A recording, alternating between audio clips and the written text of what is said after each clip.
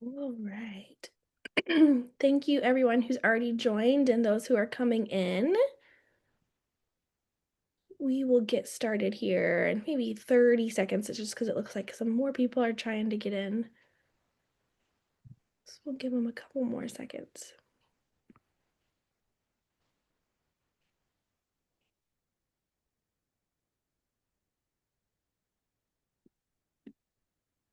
All right, looks like it has slowed it down. Thank you everyone for taking time out of your evening to be here with us today.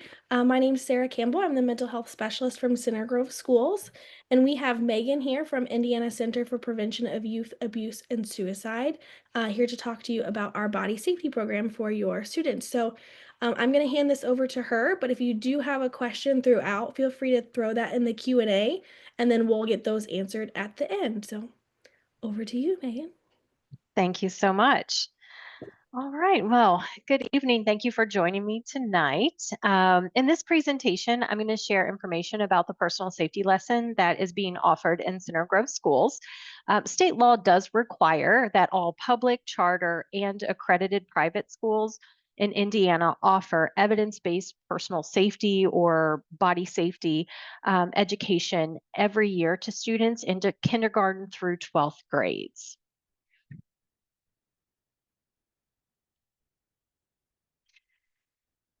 You can find information about the programs we offer on our website at indianaprevention.org. The parent and caregiver information for all of our youth programs, including the one we're going to talk about tonight, can be found under our programs tab. We also offer additional resources to support you in safeguarding your children, including activities you can do with your child to continue these vital conversations about safety, and free trainings every month for adults. Now, the Indiana Center for Prevention began offering prevention education to youth in 2002, shortly after opening its doors as Chassey's Place Child Advocacy Center. While we are no longer a child advocacy center, we remain committed to our founding mission to educate adults and youth and equip our communities with tools to prevent child sexual abuse and youth suicide. In 2022, we expanded our focus to include digital safety, since so many youth are being groomed using digital means anymore. And in some cases of youth suicide, there is a digital aspect, such as cyberbullying or even sextortion. The Indiana Center of Prevention became the community education partner of the Indiana State Police Internet Crimes Against Children Task Force shortly after beginning digital safety education in 2022. Now, it's imperative that we as adults know the facts about child sexual abuse so we can more effectively protect our children. It's also important to share these facts so you can better understand why these types of programs are needed and why our program goes beyond teaching children just stranger danger. It is estimated that 1 in 10 children will experience some form of sexual violence before their 18th birthday. In 90% of those cases, the person harming the child is someone that child knows. In 60% of the cases, the person abusing the child is someone outside of the child's immediate or extended family. And in many cases, it is another youth who is sexually abusing a child. These statistics reflect only contact sexual offenses and do not address the digital safety issues our children face. Online enticement includes a range of crimes, such as engaging in sexual conversation with a minor online, asking a minor for explicit photos or videos, or asking a child to meet in person for the purpose of sex. Online enticement is happening to even very young children anymore. The Cyber Tip Line received an average of 511 reports of online enticement every day in 2023. In 2024, the Indiana State Police received an average of 50 cyber tip line reports each day, and those numbers are climbing.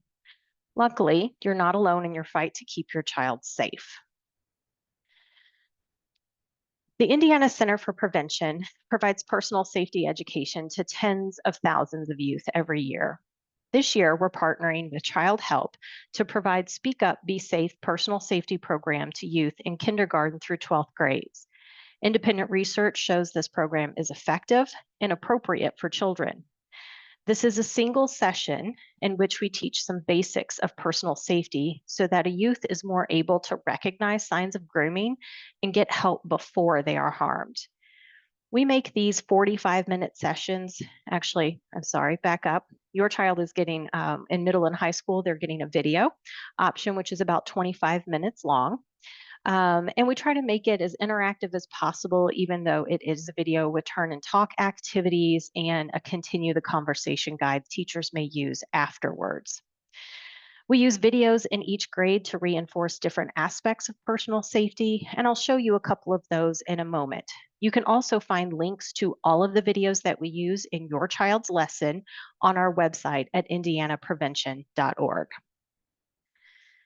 Now, across all grades, there are some core concepts that we emphasize throughout the lesson. We emphasize that adults are responsible for a child's safety. Of course, the emphasis becomes a little bit more a shared responsibility for those older teenagers.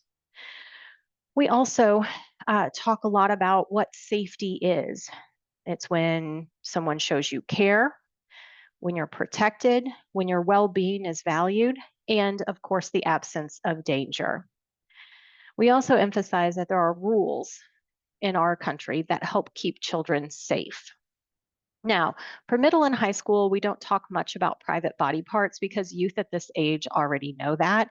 But when we do refer to sexual abuse, which we do start to use that phrase or that term in sixth grade and up, we talk about just private body parts in general, and we do not name private body parts at any point in time. Also, we define abuse throughout as someone doing something on purpose to hurt another person. And starting in sixth grade, we start to define the terms physical abuse, emotional abuse, neglect, as well as sexual abuse and cyber abuse. Now, our approach to this type of education is to educate and empower youth, not to scare them. We do not ever share worst case scenarios or explicit details of abuse. Now, across all grades, Child Help Speak Up, Be Safe teaches children 5 basic safety rules. These look a little bit different in middle and high school, but they're the same at the foundation. The first rule is that it's my body. When children take ownership of their body, they understand that they can say no to any type of uncomfortable touch. And we empower them in this way to make them less vulnerable to abuse. The second rule is to ask an adult if I'm safe. Sometimes it can be difficult for kids, even teens, to recognize an unsafe situation. They may have that uh-oh gut feeling or not know why someone may try to trick them into thinking abuse is normal, or that it's a game even. By teaching them to ask a safe adult if they are uncertain whether a situation is safe or not, we are reinforcing that they have adults who will protect them. The third safety rule is I have choices. Starting in fourth grade, we start to talk about these 3 choices or teach about their choices using the acronym RESIST, which we'll talk more about in a moment. The fourth safety rule is tell someone. We always want students to know, whether they're in kindergarten or 12th grade, that if something happens, we want them to tell so that it doesn't happen again and they can get the support that they need. And the final safety rule is it's never my fault. Sometimes when a youth experiences any sort of violence, particularly sexual violence, they may think that they did something wrong. Sometimes the person who abuses them is telling them that everyone will blame the child. This belief can really keep a child silent and allow abuse to continue. With these safety rules, we equip youth with information to recognize and resist abuse and to get help if someone harms them. When it comes to the safety rule, I have choices. In high school and middle school, we focus on the RESIST acronym. R stands for run. Now, in all situations, running is not possible, such as online abuse. Neither is screaming very effective. With those types of situations, we emphasize online situations. We emphasize how to avoid those situations, how to get out of those situations safely, and then how to use their voice to protect themselves or someone else. That mostly focuses on talking to a safe adult. It can also include, for those teens, and especially in online forums, reporting to the app and the appropriate authorities. And then we emphasize again that there are safe adults within their life, and those adults want them to tell if something does happen. Now, let's watch a couple of videos that we use in the program so you can get an idea of what these are like. And again, you can find links to all the videos we use on our website at indianaprevention.org. The videos I have shown or I've chosen show the full range of the types of videos that we use. Oh, I'm sorry, kind of skipped ahead. To cover a little bit more about what we cover in middle and high school, again, the core concepts of personal safety education remains the same for middle and high school students. We just adapt our language slightly to show or to provide the information in a more age-appropriate manner. And we add additional information on unsafe situations that teens specifically may face, such as dating violence. Given that it's normal for teens to be more independent and they tend to develop a lot of relationships with people outside of their family at this age, we begin to talk more about setting personal boundaries. Clearly communicating personal boundaries and being able to recognize when someone does not respect their boundaries helps keep teens safe. There's also a greater emphasis on digital safety starting in middle school, including the growing crime of sextortion. Since so many social interactions are occurring in digital spaces now, there is an increasing number of teens who are being targeted for the type of crimes such as sextortion as well as online enticement. Now, given the increasing independence of teens, we want to empower them to seek help for themselves or a friend if something happens. We begin and end the presentation with resources and emphasize talking to the adults in their lives if they need help. We also offer Continue the Conversation guides for middle and high school teachers, which contain scenarios that teens are encouraged to discuss for continued learning. Now, let's move on for some of those videos that we use to reinforce different aspects of personal safety. The first video I'll show you is one that we use in middle school, highlighting personal boundaries. There are all kinds of boundaries. Many are easy to see. Some are invisible and can be hard to understand, but they are there and for good reasons. Boundaries help you take care of yourself. One boundary is your personal space. It's like a bubble around you, and it has layers. The outside of the bubble is where you're comfortable with most people, like acquaintances or strangers. The innermost layers closest to you are where you allow only the people you know best and feel safest with. Another boundary can be emotional safety. Someone may cross this boundary by being mean, manipulative, or trying to get too close too fast. Signs of crossed boundaries include someone telling you what to do that's not in your best interest, doing uncomfortable or unsafe things just to please someone, becoming very attached to someone you barely know, and being afraid to speak up when you are treated poorly or feel unsafe. Who sets your boundaries? You do. So respect yourself and set your boundaries. Pay close attention when someone tries to cross those boundaries. If they do, you have choices. Get away from the situation, tell someone, and get help.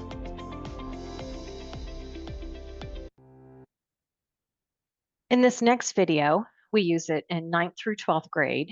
This video addresses aspects of a healthy relationship.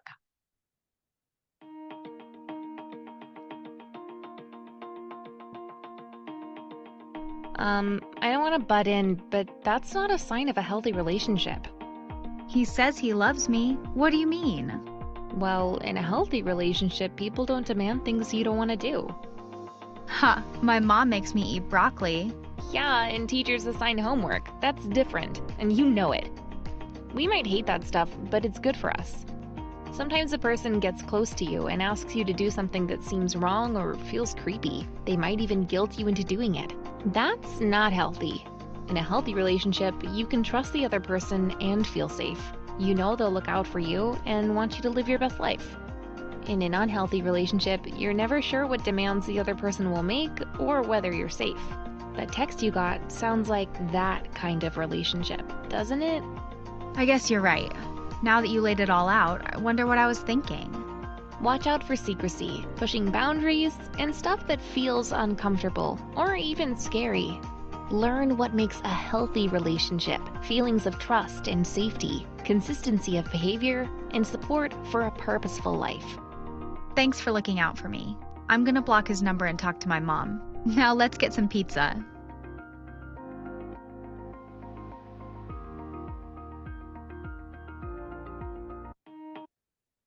Now that we've talked about what the program teaches, it's also important to highlight what our program does not teach. We do not teach children anything pertaining to the act of sex or share explicit details of abuse. Sharing details of abuse can cause a child to become fearful and is counterproductive to teaching them the skills they need to stay safe. We also do not cover anything about human development, gender identity, sexual orientation, or suicide.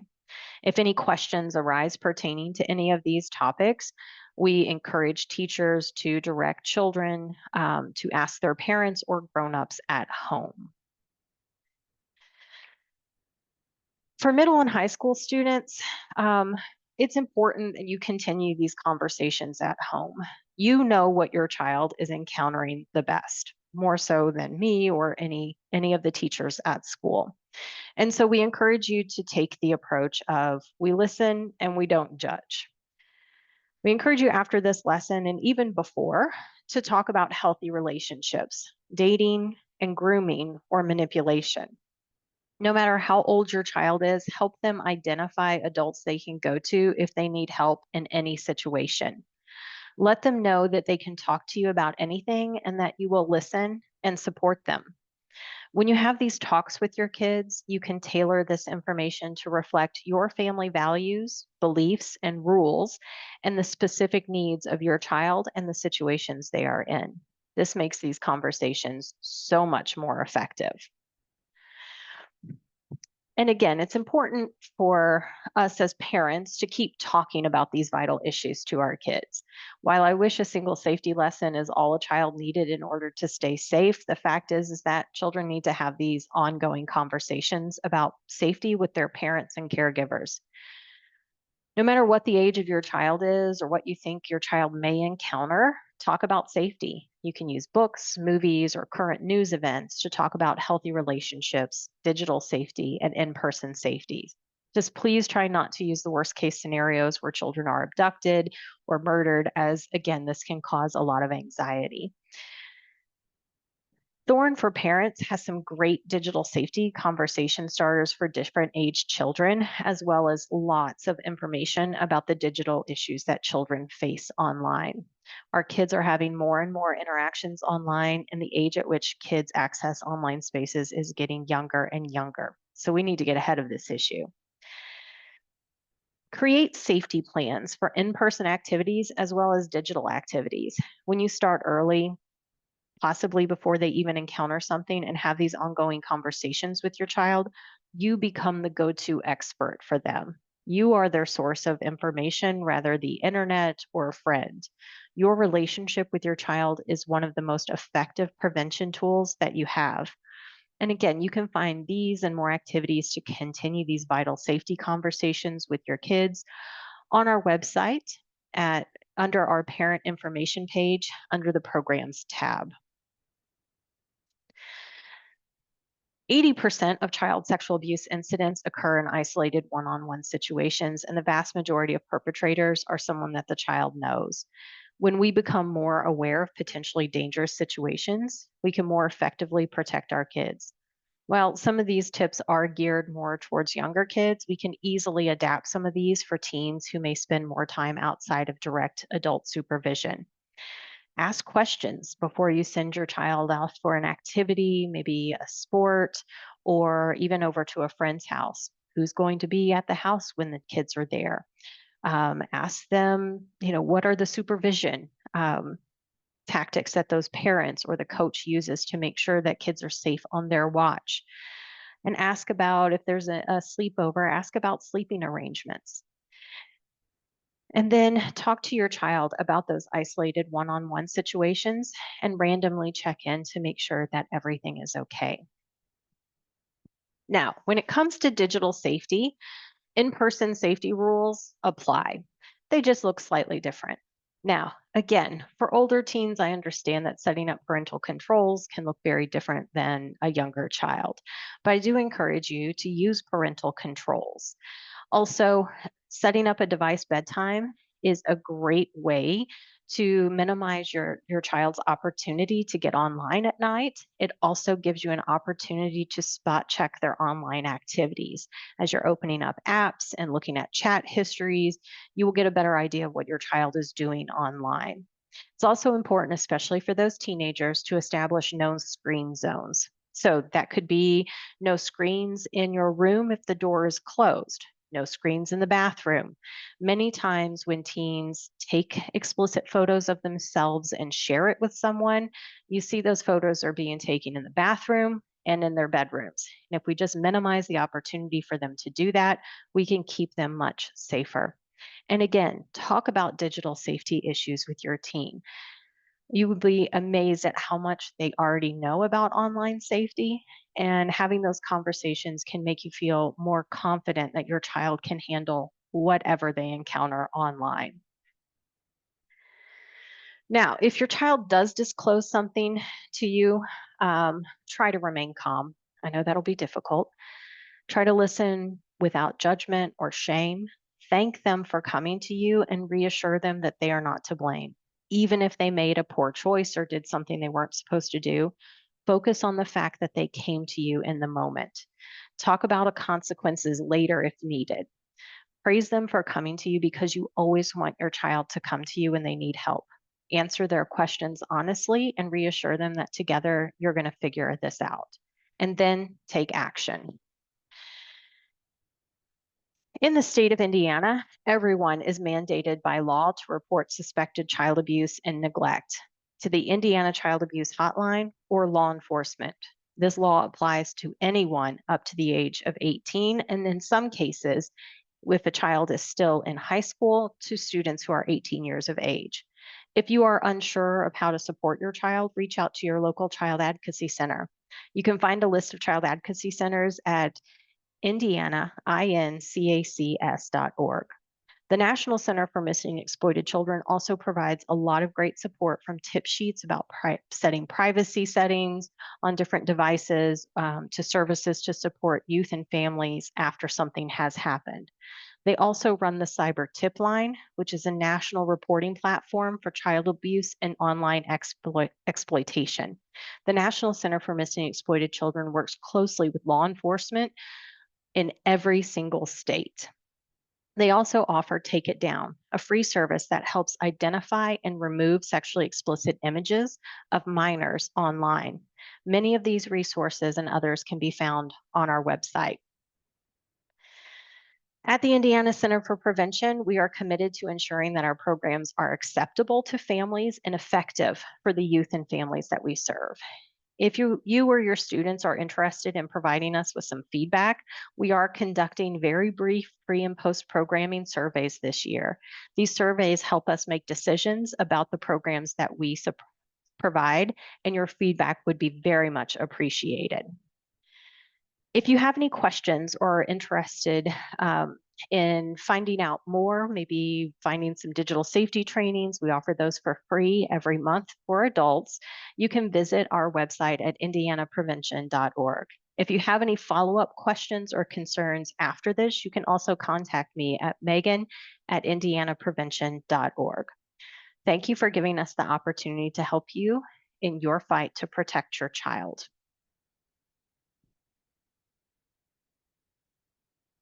What questions do we have? We had one in the Oh. Q&A. Are you able to see it? I can see that. Do we have a video on our website about the online sextortion that I can show my teenager? There is a lot of wonderful videos. We don't house them on our website, but if you go to missingkids.org, again, that is missingkids.org. That's the National Center for Missing Exploited Children.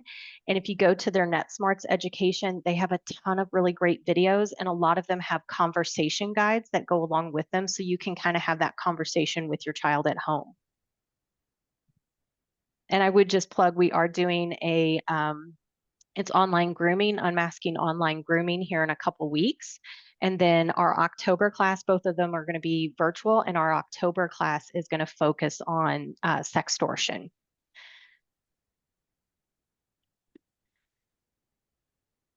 Okay, I don't see any new questions, but if you have questions, I'll hang out and answer them.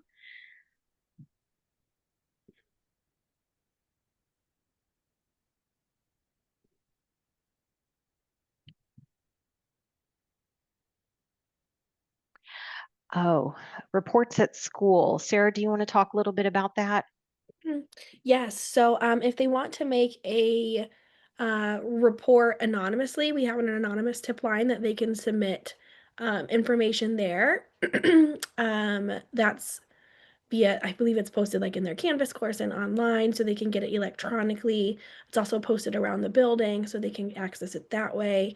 If they want to talk to someone directly, they can always ask to speak with their counselor or social worker, and they have ways of doing that that they should have been shared with at the beginning of the school year. So each building is a little different. Some of them have like Google forms you fill out, or you go to the student services office at the high school and ask to speak to someone that way.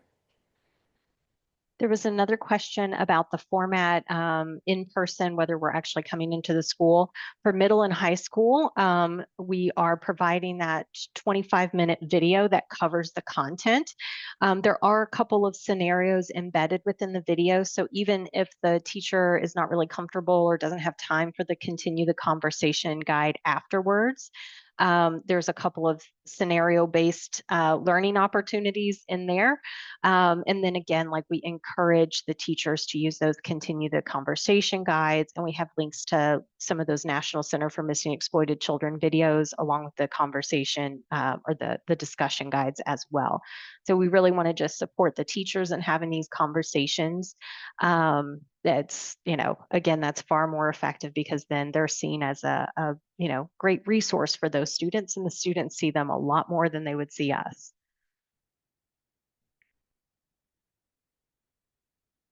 Any other questions?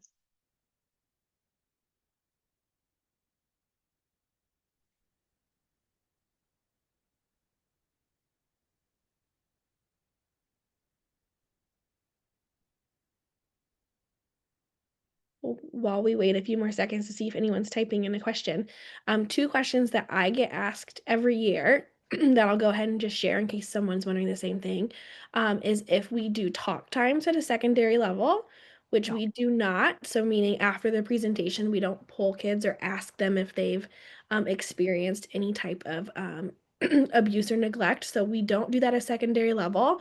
But we do encourage students, if they need to talk to someone about absolutely anything at all, to reach out to their counselors or social workers in their buildings, and they know how to do that. So, but no, so we don't ask them at the secondary level. And then as the parent, you do have the right to opt your child out of this education. And so if you want to do that, we just ask that you reach out to your student's counselor or social worker to get that form. And you can call the school to ask or email, whichever you prefer. Thanks for providing that information. We get a lot of questions about opt-outs at our office because my phone number, if you send the opt-out letter we provide home, it has my phone number on it along with that survey QR code as well.